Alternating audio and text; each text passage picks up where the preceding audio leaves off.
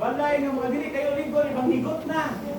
Itong mga dili ninyo, ibang lupad ang inyo ang mga atop ay wala na karong lansang. Kung hindi mo talagang lansang, pantana, ilisi lang siya, di ba? Ang mga gilisan niya o gato. Kaya ipang higot nila mga balay, at nagandam na dahil mga first aid kits. Tapos yung balay naman first aid kits. Wala. Nasap pa siya. Wala lagi sir. Dapat, ay, required na ninyo nga project. Ako i-check kung talagang Sir.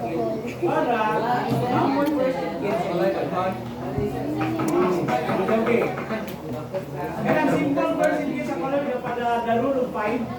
5 kayo tambal sa sagilanat, tambal sa ubo, tambal sa sipon, betadine, ghost-pad, Inusip.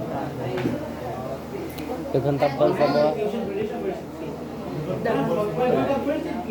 Pag-abot mo tanan nga mga posible nga mahitabo sa inyong balay, gawas na lang ng mga subukan ipang-atake sa heart na siya mga special nga mga bakon na lang. Pero ka mga grupo ay nun, ilantan ka siya.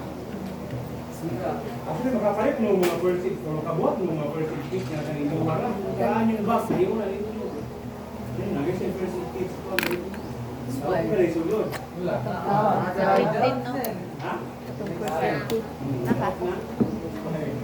Kuhaan ka na. Dili ba nagkuhan Namin ka? isang balay, namin jump kit. Wala ko nagkuhan. Sure, ako, rescuer, ako. Jump kit, kapag. Kung mag-disaster ka na yung jump kit ka mo, pwede na, narito ka ng mga original ng mga papilis, sa yuta, sa mga birth certificate, narito na. Dahil narito yung mga pagkaon, ng pagkakamulaan, yung makasurvive for 5 days. Like, yung mga katinat, wala mo sa mga katinat pa, lupot, ang mga instant yung mga pagkaon, na yung 5 kilo na bugas. Kung may mga mag-impact, yung problem, yung tawag na kapag jump kit. Narito na lang nakamutahan. Huwag mo ginanap yung magbigyan na iba. Yun ang dapat na balay. Walang yung mga papilis na yung original, yun ang ikan kay isod na kayo. Gusto ka niyo mga sunog-sunog, huwag ka mapulit. Apoy ka pag magbalik sa mga keepers. Apoy na siya ako. Next! Recognition that communities are survivors rather than victims.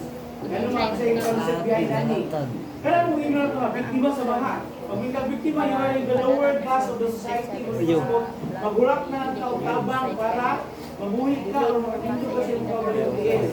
Whereas, if you are called survivor, meaning you have done tremendous effort in order for you to survive the disaster. Makasurvive ko sa disaster, what more na makasurvive ka ganun mawala di disaster, di ba? Hindi na kakinahanglan na magulat sa mga tabang sa ubang tao in order for you to survive. Nag-guess niyo ang concept? Yes, sir.